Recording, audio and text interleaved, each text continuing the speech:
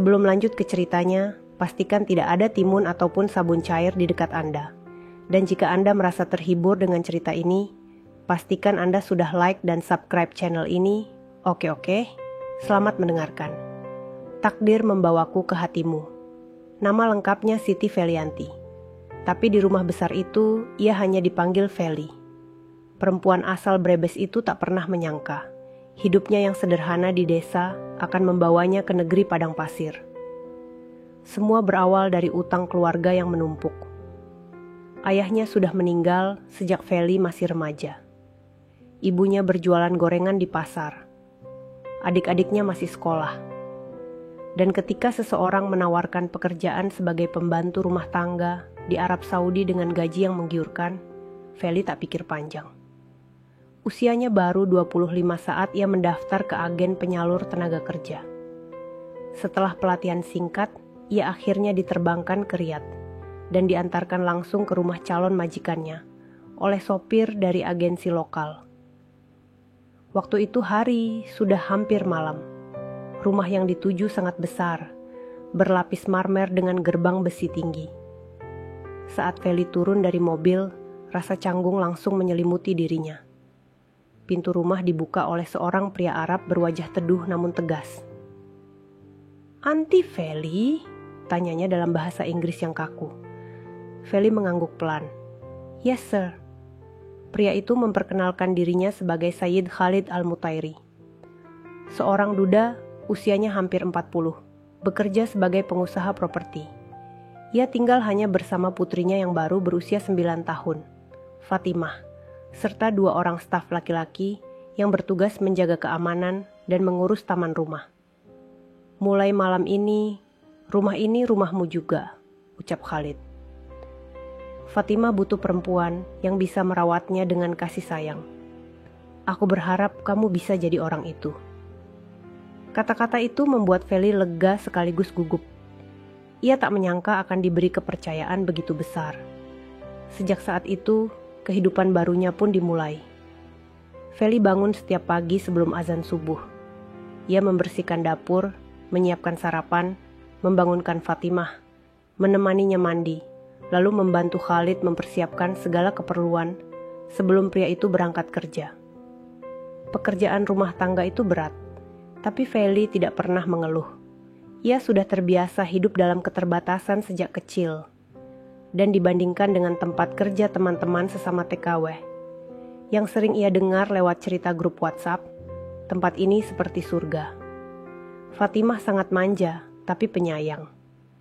Gadis kecil itu sering merengek minta ditemani tidur, atau dibacakan dongeng sebelum terlelap. Awalnya Feli canggung, tapi lama-lama ia merasa terikat secara emosional.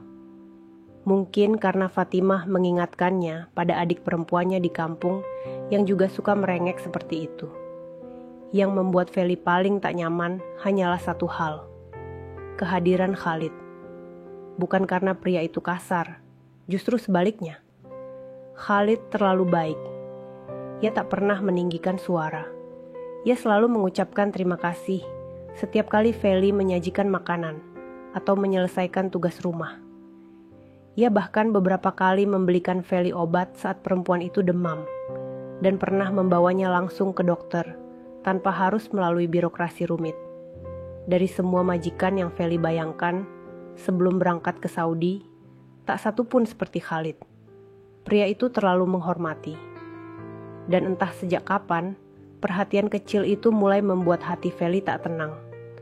Suatu sore, saat matahari mulai turun dan udara terasa lebih bersahabat, Feli sedang menyiram tanaman di taman belakang. Fatimah bermain dengan bonekanya di atas tikar kecil. Di kejauhan, Khalid duduk di kursi kayu, membaca koran sambil sesekali menyesap teh hijau. "Feli," panggilnya. Feli menoleh. "Iya, Sayyid." "Bisa bantu sebentar? Mobilku mengeluarkan suara aneh." Feli segera meletakkan selang, membersihkan tangannya, lalu menghampiri garasi di mana mobil SUV hitam itu terparkir. Khalid membuka kap mesin dan menunjuk ke bagian tertentu. Feli memang tidak mengerti soal mesin, tapi ia mencoba mendengarkan suara-suara yang aneh itu. Kamu bisa dengar bunyinya? Tanya Khalid. Sepertinya dari kipas Sayid, jawab Feli ragu-ragu. Khalid tersenyum. Mungkin besok saya bawa ke bengkel. Feli mengangguk. Saat ia hendak mundur, tanpa sengaja tubuhnya bersentuhan dengan lengan Khalid. Sekilas saja, tapi cukup membuat napasnya tercekat. Ia segera menjauh, menunduk dalam. Maaf Sayid, ucapnya cepat. Khalid tak berkata apa-apa. Ia hanya menatap Feli sejenak, lalu kembali menutup kap mobil. Terima kasih, katanya pelan. Malam itu, Feli tidur dengan gelisah. Ada sesuatu dalam tatapan pria itu yang membuatnya sulit tenang. Bukan tatapan majikan kepada pembantunya, lebih dari itu. Tatapan yang membuat jantungnya berdetak lebih cepat. Hari-hari berikutnya berjalan seperti biasa. Tapi Feli mulai lebih berhati-hati. Ia menjaga jarak. Ia tak mau salah paham atau menimbulkan kesan yang tidak sopan. Tapi bagaimana mungkin menjaga jarak jika setiap hari ia harus melayani kebutuhan pria itu? Dari menyetrika bajunya, menyajikan makannya, hingga mengantar Fatimah ke sekolah dan kembali bersama-sama. Apalagi Fatimah kini semakin lengket dengan Feli. Aku ingin Feli tetap di sini sampai aku besar, kata gadis kecil itu suatu malam. Feli hanya tersenyum. Insya Allah, kalau Allah izinkan. Lalu Fatimah bertanya, kalau kamu menikah, kamu tetap tinggal di sini, kan? Pertanyaan itu membuat Feli terdiam. Ia tahu, suatu saat kontraknya akan habis. Ia tahu juga, perasaan di hatinya makin sulit dikendalikan. Tapi menikah, tidak pernah terlintas di pikirannya. Kalau menikah, kamu tinggal di rumah suamimu kan? Lanjut Fatimah polos. Feli tertawa pelan. Iya, biasanya begitu. Fatimah diam sejenak lalu berkata, kalau begitu, kamu nikah saja sama Baba. Biar tetap di sini. Feli tersedak air minum yang baru saja ia teguk. Hash, gak boleh bicara sembarangan.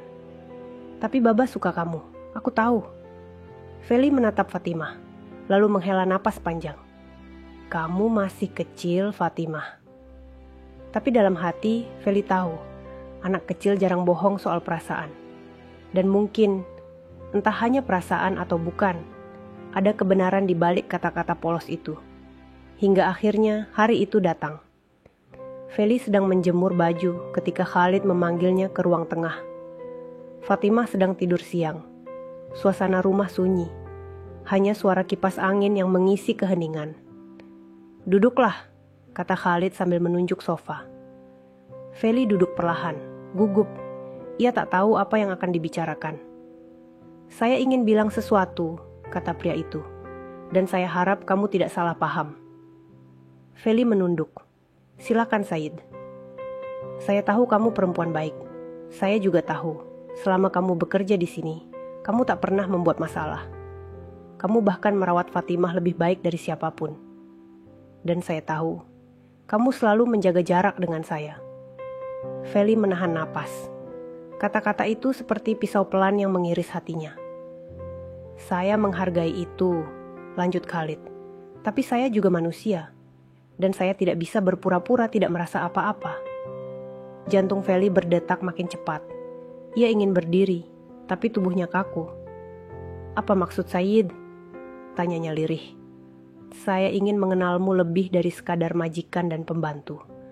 Saya tahu ini tidak lazim. Tapi kalau kamu mengizinkan, saya ingin kita bicara sebagai dua orang yang saling menghargai. Bukan karena posisi atau status. Feli tak menjawab. Tenggorokannya tercekat. Ia tak tahu harus senang atau takut. Dan hari itu, untuk pertama kalinya sejak menginjakkan kaki di rumah itu, Feli merasa dirinya bukan hanya seorang pembantu. Ia adalah perempuan. Dan seseorang baru saja melihatnya sebagai perempuan. Bukan sebagai pekerja. Sejak hari itu, sejak percakapan yang tak biasa itu terjadi, suasana di rumah besar itu berubah. Tidak drastis, tidak mencolok, tapi terasa. Feli bisa merasakannya dari cara Said Khalid menatapnya lebih lama dari biasanya. Dari senyum-senyum kecil yang tak ia pahami maksudnya. Dari tatapan Fatimah yang kini terasa seperti memendam rahasia besar. Namun, Feli tetap menjaga batas. Ia tahu posisinya. Ia tahu siapa dirinya. Ia tak ingin semua ini hanya jadi salah paham. Atau lebih buruk, mimpi kosong. Tapi jantungnya selalu berdetak lebih kencang setiap kali mendengar langkah kaki Khalid mendekat. Tangannya gemetar saat menyajikan teh untuk pria itu. Dan ia sering mendapati dirinya berdiri terlalu lama di depan cermin, memastikan penampilannya rapi, bahkan jika hanya untuk membersihkan kamar kerja sang majikan. Suatu sore, Khalid pulang lebih awal. Fatimah masih di sekolah, dan Feli sedang membersihkan rak buku di ruang tengah. "Feli," suara Khalid lembut dari ambang pintu. "Boleh aku ajak bicara sebentar?" Feli menoleh, tangannya masih memegang kain lap. "Tentu, Said." "Tidak perlu panggil saya Said lagi," ucap Khalid sambil duduk di sofa. "Namaku Khalid, hanya Khalid." Feli diam, menunduk. "Baik, Khalid." Ada jeda sunyi. Hanya suara jam dinding yang terdengar, menghitung detik yang terasa lebih lambat dari biasanya.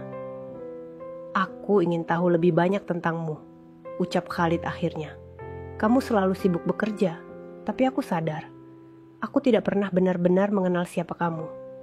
Apa mimpimu? Apa yang kamu suka? Apa yang kamu rindukan?" Feli tersenyum kecil, canggung. Ia duduk di kursi seberang pria itu. "Saya tidak tahu harus mulai dari mana."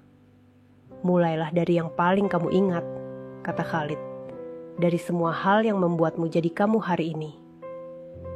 Malam itu, mereka berbicara lama. Feli menceritakan tentang masa kecilnya di Brebes, tentang ayahnya yang meninggal karena kecelakaan saat menjemput Feli pulang sekolah, tentang ibunya yang kuat, yang menjual gorengan dari pagi sampai sore demi menyekolahkan anak-anaknya, tentang cita-citanya yang dulu ingin menjadi perawat, tapi tak pernah kesampaian karena tidak ada biaya. Khalid mendengarkan dengan penuh perhatian. Tak ada satupun gangguan. Bahkan ponselnya dibiarkan tergeletak dalam keadaan senyap. "Aku tidak menyangka kamu punya cerita hidup seberat itu," ujar Khalid lirih. "Tapi kamu tetap berdiri, tetap tersenyum. Itu hebat." Feli tersenyum, menatap teh yang mulai dingin di cangkirnya. "Saya tidak merasa hebat. Saya hanya ingin keluarga saya tidak hidup susah lagi. Itu saja." Khalid mengangguk pelan. "Kamu perempuan yang kuat." Dan saat itu, untuk pertama kalinya, Feli berani menatap mata Khalid lebih lama. Ada sesuatu yang terasa hangat dan tenang. Bukan sekadar perhatian, tapi penerimaan. Beberapa hari kemudian, Khalid mengajak Feli dan Fatimah pergi keluar kota. Bukan ke hotel mewah atau pusat perbelanjaan, tapi ke sebuah villa kecil di pinggiran Riyadh, tempat keluarganya biasa berlibur di musim semi. Villa itu sederhana, dikelilingi pohon-pohon kurma dan udara yang lebih sejuk dari kota. "Tempat ini tenang," ujar Khalid sambil membuka jendela kamar villa. "Aku pikir kamu akan suka." Feli merasa jantungnya seperti jatuh. Ia belum pernah keluar kota sejak tiba di Arab Saudi. Ini pengalaman pertama baginya. Dan saat ia melihat Fatimah berlarian dengan tawa riang di halaman, ia merasa seperti sedang menjadi bagian dari keluarga kecil itu. Bukan sebagai pembantu, tapi sebagai seseorang yang dibutuhkan.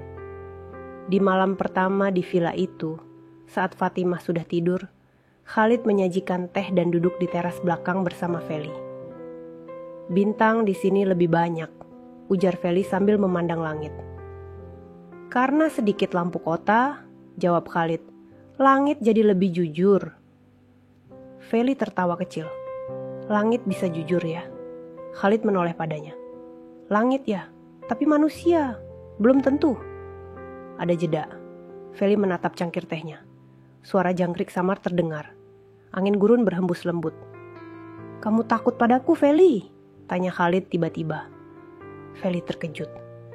"Kenapa saya harus takut?" "Karena kamu menjaga jarak. Karena kamu selalu ragu bicara dari hati ke hati."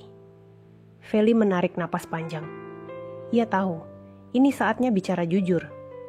"Saya tidak takut pada Anda, Khalid," ucapnya pelan. "Saya hanya takut pada perasaan saya sendiri." Khalid menatapnya, dalam dan lembut. Karena kamu mulai merasa sesuatu? Feli mengangguk perlahan. Saya perempuan biasa.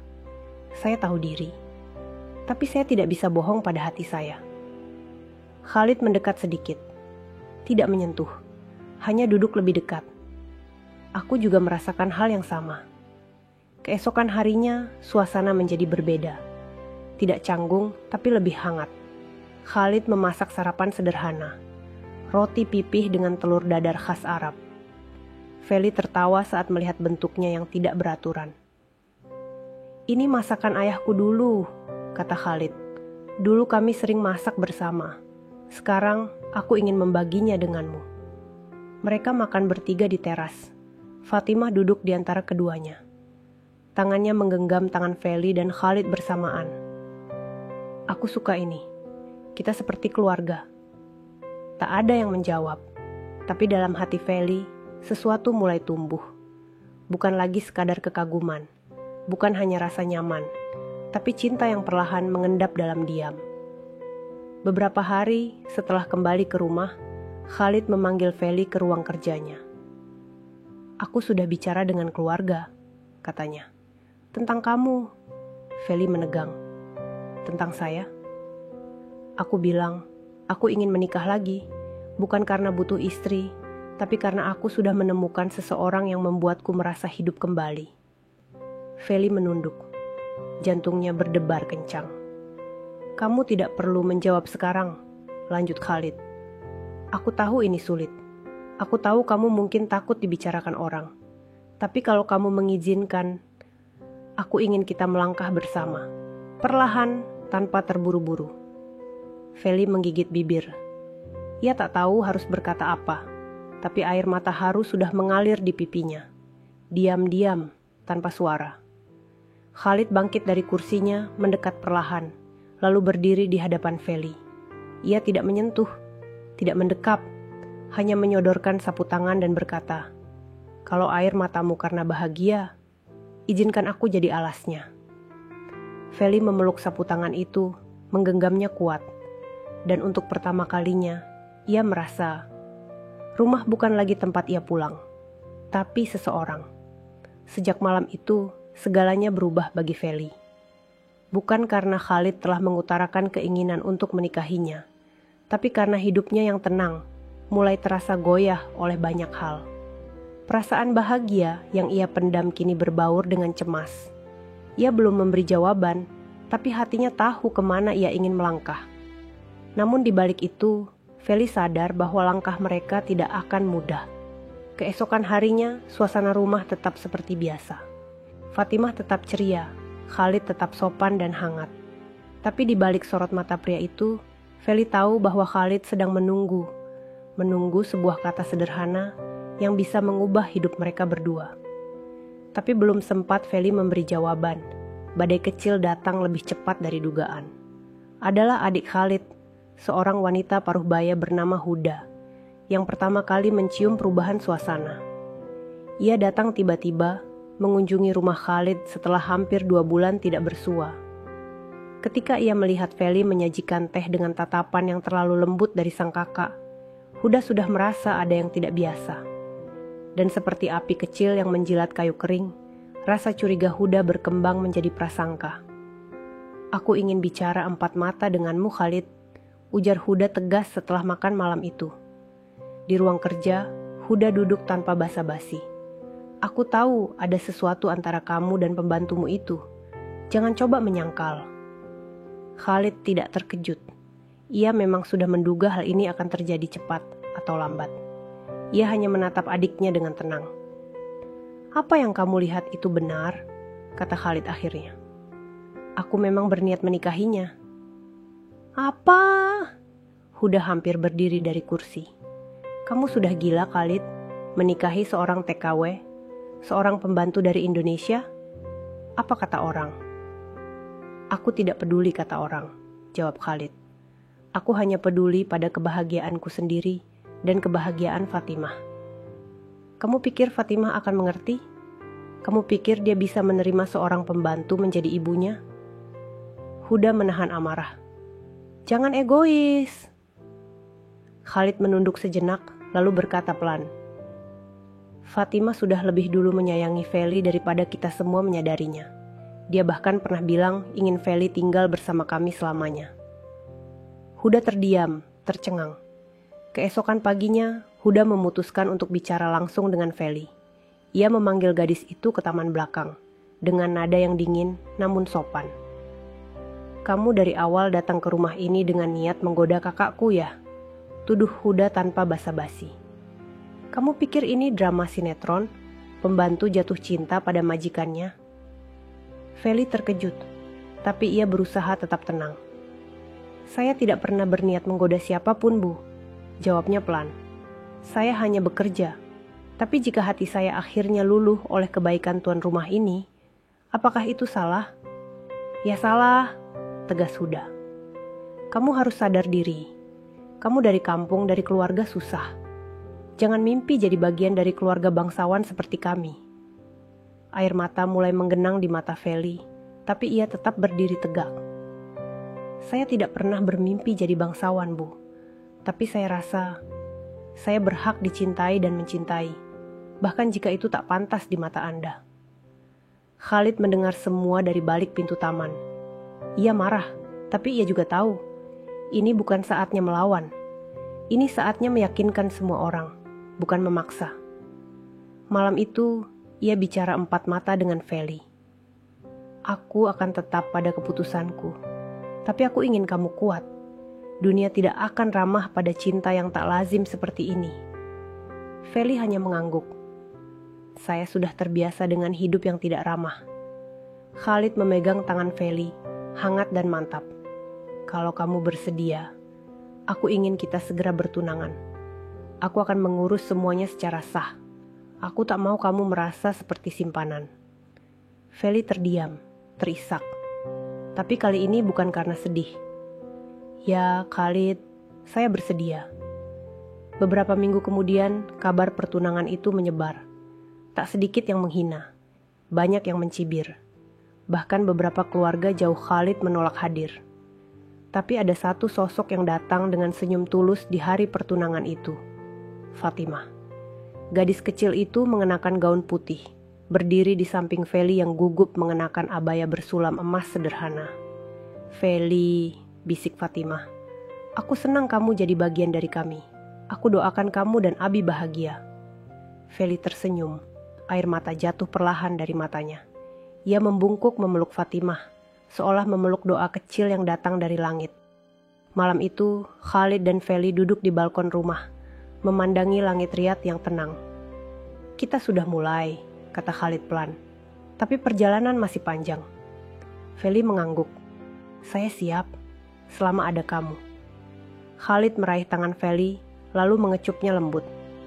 "Bersamamu, aku belajar bahwa cinta tak butuh izin siapa-siapa, selain restu dari hati yang tulus." Dan malam itu, cinta mereka yang dulunya diam-diam, kini berdiri perlahan, meski belum sempurna. Meski diuji, meski tak semua menyambut dengan suka.